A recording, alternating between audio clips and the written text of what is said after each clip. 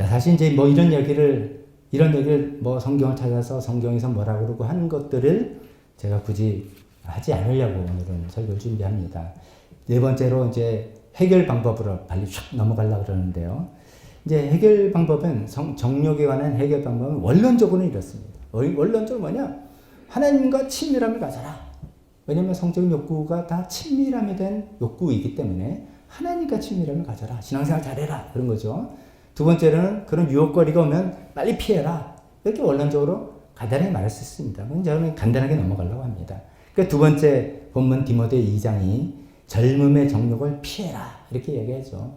그래서 대표적인 예를 든 게 요셉을 예를 들지 않습니까? 보디발의 아내가 막 유혹을 할 때 옷을 이렇게 잡으니까 집어 던지고 그냥 피했다, 도망갔다. 그래서 정욕에 죄에서 자기를 지켰다라고 하는 그런 것이죠. 그런 것들은 이제 원론적으로 우리가 잘 알고 있는데 좀 이렇게 현실적으로 한번 접근해 보면 어떨까라고 생각을 해봤습니다. 뭐 이렇게 정욕은 나쁜 거니까 우리가 성경에서 이렇게 하고 이렇게 설교를 준비할까 하다가 이게 좀 그런 거 말고 현실적으로 우리가 좀 이걸 어떻게 이 이슈를 우리가 생각해 봐야 되나라고 생각하면서 제 나름대로 이렇게 생각을 하는데 좀 굉장히 상반된 두 뉴스 기사를 보게 되었습니다.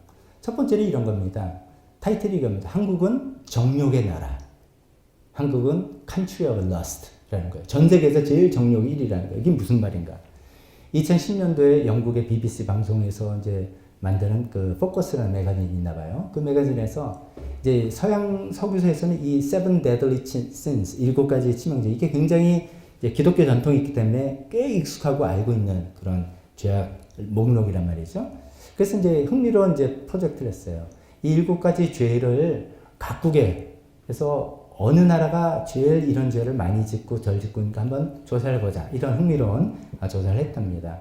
그래서 해봤는데 너무나 불명예스럽게도 대한민국이 정욕이란 죄의 1등이라는 거죠. 그 기준은 뭐냐? 세계에서 포르노에 돈을 제일 많이 쓰는 나라다. 이제 그걸 기준으로 했나 봐요. 그래서 이제 대한민국 저도 깜짝 놀랐습니다. 그런 이제 한쪽 이야기가 있고요. 또 한쪽으로는 어떤 기사가 있냐면 한국은 성관계가 없는 나라. 사람들이 성관계를 하지 않는 나라. 이런 거예요. 연세대 어떤 두 교수가 이제 이런 연구 결과입니다. 제목이 2021년 최근 거죠. 서울 거주자의 성생활. 이런 거 왜 연구하는지 잘 모르겠습니다만. 그러니까 이제 이걸 연구해서 발표했는데 한국 만 19세 이상의 성인 대상으로 연구를 한 겁니다. 성인 3명 중에 1명, 36%는 지난 1년간 성관계를 갖지 않았다. 이게 굉장히 충격적으로 나왔어요. 왜냐면 한 20년 전인 2000년에 비슷한 조사였는데 그때는 11%. 이게 뭐 거기 어떤 우리 윤리적인 의미를 두지 말고 이게 그래도 하나님께서 주신 성이라서 이거를 풍성하게 아름답게 이렇게 하는 게 건전하다라는 그런 생각으로 생각을 해보는데 도무지 한국은 성관계를 하지 않는 나라다. 이렇게 이야기를 하는 겁니다. 특히 놀라운 게 연령대 20대, 30대, 40대, 60대 쭉 있을 거 아닙니까? 그 중에 20대 남성이 전 연령층 통틀어서 성관계를 갖지 않는 비율이 가장 높다는 거예요. 굉장히 제가 얼핏 이해가 잘 안 되는 그런 의의 결과였습니다. 그러면서 또 놀란 게 부부관계를 하지 않는 부부, 섹스리스 부부가 점차 늘어나고 있다는 거죠. 뭐 나이가 들어서 뭐 그런 거 기능이 떨어진다. 그건 뭐 자연스럽게 이해할 수 있겠지만 젊은 부부까지도 점점 한국 사회에서는 섹스리스 부부가 점점 많아진다는 것이죠. 그 이유는 물론 이제 결혼 안 할래 라는 비혼이라든지 뭐 저출산 뭐 풍조도 있고 여성의 사회적 지위가 향상돼 뭐 여러 가지 등등이 있겠지만 또 이런 이유도 있는 거죠. 직장 생활, 뭐 아이들 키우는데 이제 피곤한 거죠. 다들 너무 피곤하니까 그냥 뭐 피곤하다 이런 것이고. 그래서 엄마들이 그냥 애들 데리고 따로 자는 거죠. 남편은 딴 방에 자고 여기 따로 자고. 또 그럴 수도 있는데 한 방을 쓰더라도 요새 각자 다 휴대폰이 있으니까 각자 휴대폰 보기에 바빠. 그래서 뭐 서로에 관심이 없어요.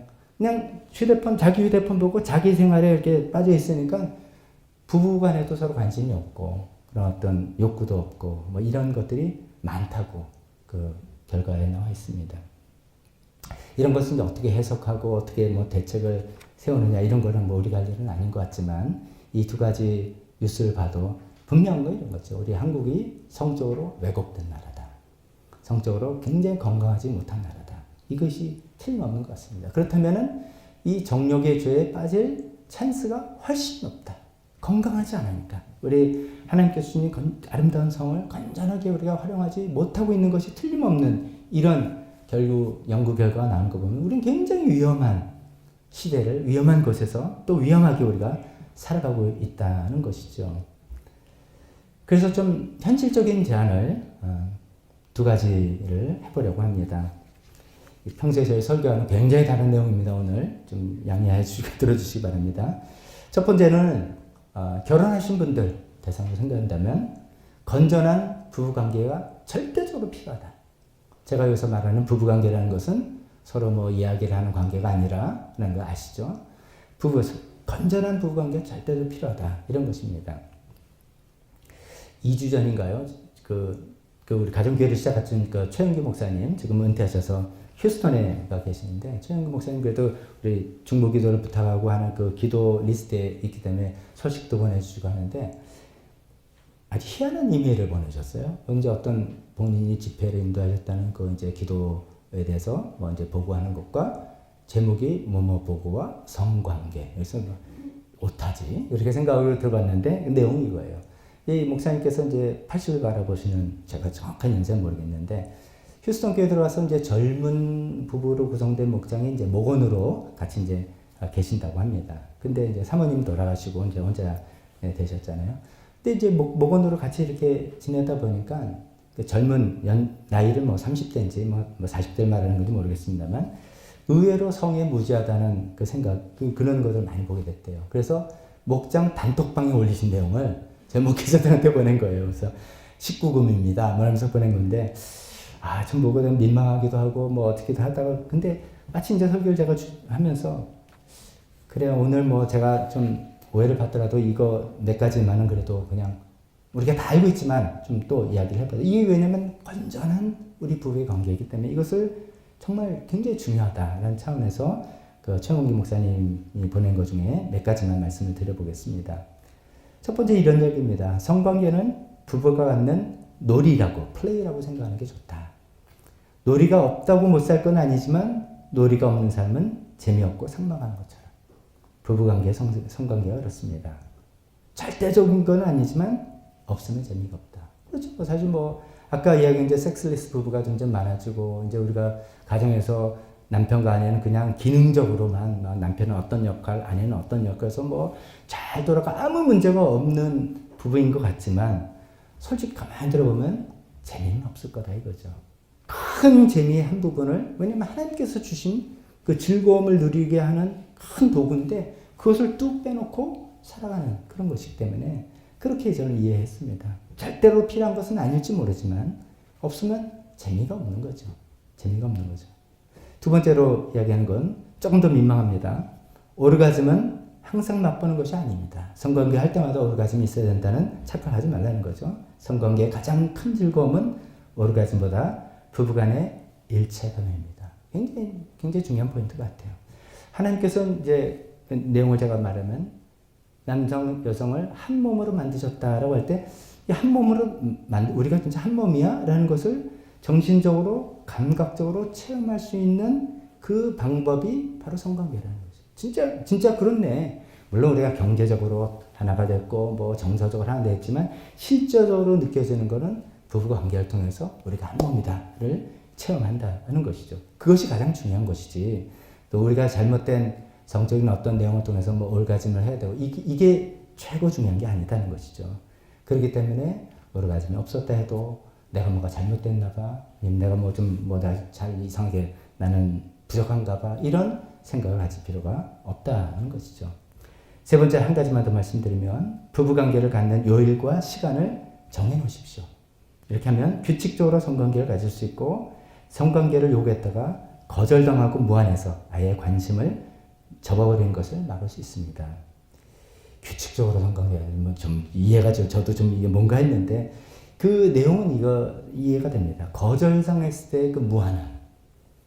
이거는 뭐 굉장히 좀 쉽죠. 그것 때문에 관계를 마음들이 있는데 그 무한함 때문에 싫고 거절하고 해서 아예 그냥 부부 관계까지도 멀어지는 거니까 어떤 놀이라고 생각해서 좀 일체감을 우리가 추구하면서 그런 건전한 부부의 관계 이런 것들을 컬티베이트 잘 했으면 좋겠다는 것이죠. 아까 처음에 서두에 말씀드렸지만 이거 프라이빗한 이야기라서 목장에서도 당신들 요새 어때? 이런 얘기 안 합니다. 돈 얘기는 하고 자녀 얘기는 다 하는데 건강 얘기는 하는데 굉장히 우리의 중요한 성 문제 이야기 안 하죠. 그래서 사실 제가 이런 말씀 드리면서도 나 오늘 이야기하고 나는 진짜 밝히는 목사로 찍히는 거 아닌가 이런 생각 두려움도 있고 합니다만은 이게 우리 삶의 본질적인 이슈죠. 오늘 제가 짧게 드리는 이 말씀을 드리고 바로께는 정말 우리 교회 부부들이 정말 건강한 건전한 부부관계를 통해서 즐거움을 느끼고 일체감을 느끼고 부부관계가 단단해지는 그런 부부들이 다 되시기를 주님의 이름으로 축복합니다. 두 번째 우리가 현실적인 이 정욕의 문제를 가지고 대안할 때는 거기 이것을 어떤 대체라고 그럴까요? 뭐 이제 다른 관계 이거는 이제 뭐 모두에게 독신과 싱글펌에서 연령의 상관 모두에게 해당되는 요소인데 두 번째 생각할 것은 우정관계가 필요하다. 우리에게는 우정관계가 필요하다는 것입니다. 우정관계가 필요하다는 것은 이제 이런 말씀드리는데 미국의 고든 맥도날드 목사님이라는 분이 계십니다. 햄버거 맥도날드처럼 이해가 쉬운데 사실 이분이 좀 미국에서 큰 파장을 일으킨 분입니다. 커다란 교회를 대형 교회를 잘 담임하고 계시다가 비서랑 성적인 문제가 생겼어요. 큰 성추문이 일어났어요. 그래서 그분이 워낙 지명도가 높은 분이었기 때문에 그것이 미국에서 큰 문제가 뉴스가 됐죠. 그런데 이 고든 맥도날드 목사님은 그 주변 분들도 참 훌륭하셔서 이것을 잘 해결한 게 너무 아름답게 됐어요. 그래서 그것을 공개적으로 시인하고 고백을 하고 그 다음에 소위 말해서 프로세스를 잘 거쳤어요. 사임을 하고 3년 동안 카운슬러들 여러 이제 그 목사님과 그 교계를 아끼는 지도자들이 계속 그분을 상담하고 다 해서 그런 회복 과정을 3년의 회복 과정을 잘 거친 다음에 이분이 목회로 복귀를 했습니다. 한국 교육에서는 아마 그 정서상 힘들 것 같아요. 그리고 한국에서는 사실 이런 문제가 있어도 이 충분한 복귀 과정이 없이 그냥 무시하거나 뭐 이렇게 되는 경우들이 많은 것 같은데 거기에 굉장히 좋은 샘플로 등장하는 그런 목사님입니다. 이 고든 맥도날드 목사님이 남자는 무슨 생각을 하며 사는가라는 책을 주셨는데 이것이 이제 자기의 그 문제 이후에 쓴 책입니다. 근데 거기 이제 몇몇 이야기 중에 우리의 관심을 갖고 있는 중에 이런 얘기를 합니다. 남자 입장에서 남자니까 경우에 남성의 경우 성적 유혹을 통제하는 능력을 얻는 중요한 요인은 다른 남성과의 깊은 우정에 있다. 다른 남성과의 애정이 아니고요. 우정.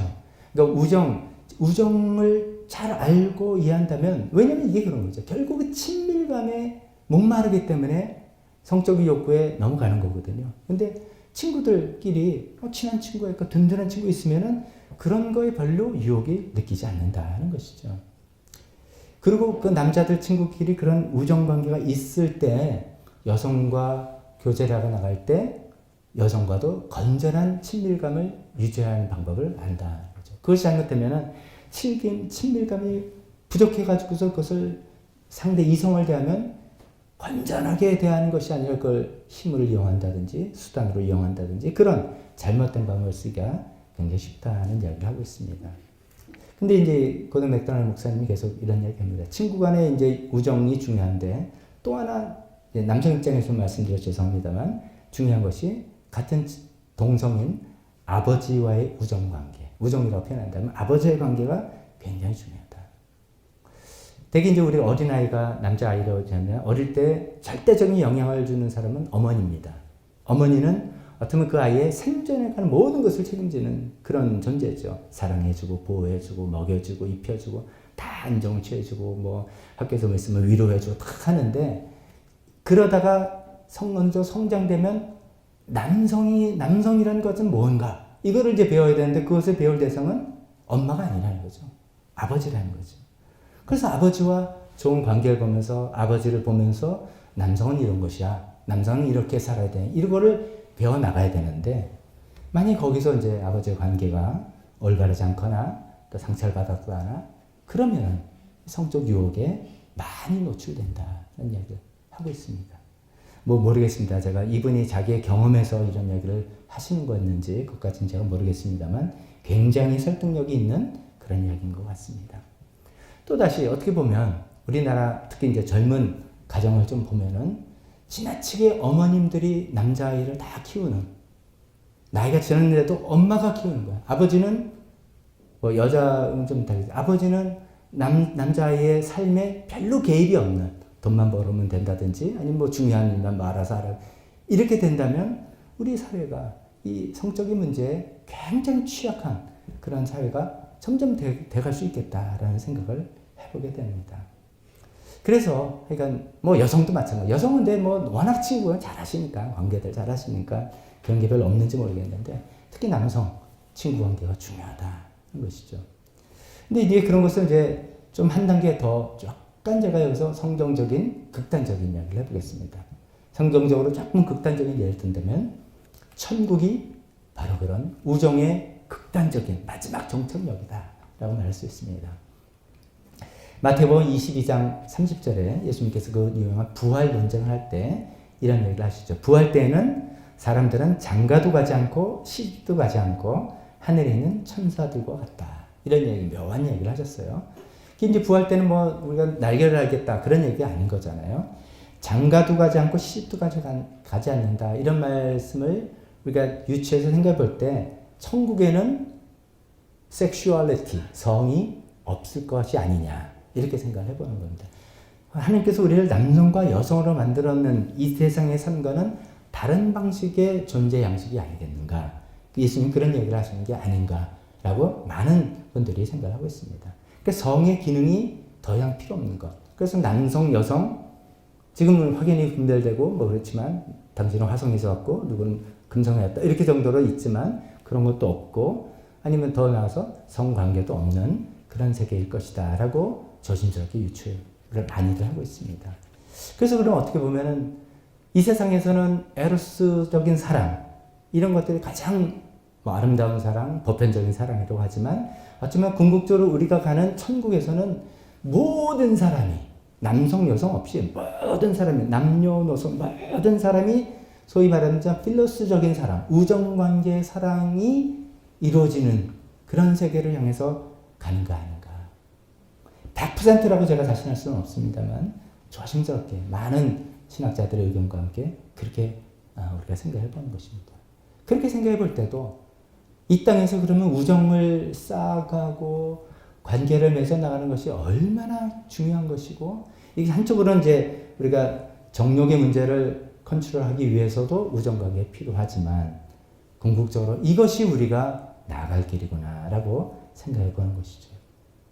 이 땅에서 우정을 쌓아가는 뭐 다른 뭐 동창도 있고 뭐 친척 관계도 있겠지만 또 소중한 무대가 교회 아닙니까? 교회에서 남녀노소 우리가 서로 사랑하고 교회 안에 교인끼리 정이 쌓이고 사랑한다는 거지만 다른 말로 그게 우정입니다. 좀 더. 이게 무슨 에로스적인 사랑이겠습니까? 어머님이 저를 사랑하시고 우리 형제자매 서로 위해주고 아껴주고 하는 이런 우정 관계를 남녀노소 점점점 우리가 넓혀 나가다가 우리가 점점 천국 가면 모든 사람들, 모든 민족의 사람들, 모든 종류의 사람들 다 좋아하고 사랑하고 관계 맺는 그 생활을 나가는 그게 우리의 나갈 바다라는 것이죠. 그런 관점에서라도 우리가 자꾸만 우정이라 표현하는 것을 연습해보고 쌓아나가는 거죠. 한쪽으로는 성적인 욕구에서 이겨나가는 길이기도 하고 또 한쪽으로는 우리의 나갈 방향이라고도 말씀을 드립니다. 정리합니다. 오늘 저도 되게 좀 힘든 설교 시간인데요. 마지막 시간으로 이 정욕의 문제, 성의 문제는 인간은 어떤 존재인가를 말해주는 그런 너무나 중요한 요소이잖아요. 그리고 생명 탄생의 통로가 되는 그 아름다운 성이 왜곡이 되고 망가지는 이런 큰 문제라는 그런 것들이죠. 그래서 이제 우리가 내가 그런 위험에 노출되어 있는가, 내가 그런 유혹을 받고 있는가, 내가 그런 문제들이 있었는가, 아직 현재 또 그런 것이 있는가? 이런 거 생각해보면 또 그것을 끊어버리고 잘라내고 또 한편으로는 적극적으로 부부시라면 건강한 부부의 관계를 자꾸만 만들어봐서 친밀감과 즐거움도 느끼시고 또 그것이 아닌 우리 모두는 정말 아름다운 우정관계를 만들어 나가면서 그것을 충당할 수 있는 또 건전하게 우리가 대할 수 있는 그런 연습과 훈련들이 다 있어서 이런 문제에 우리가 거뜬히 이겨나가고 오히려 하나님께서 주신 것은 아름답게 즐길 수 있는 우리 모두가 되었으면 좋겠습니다.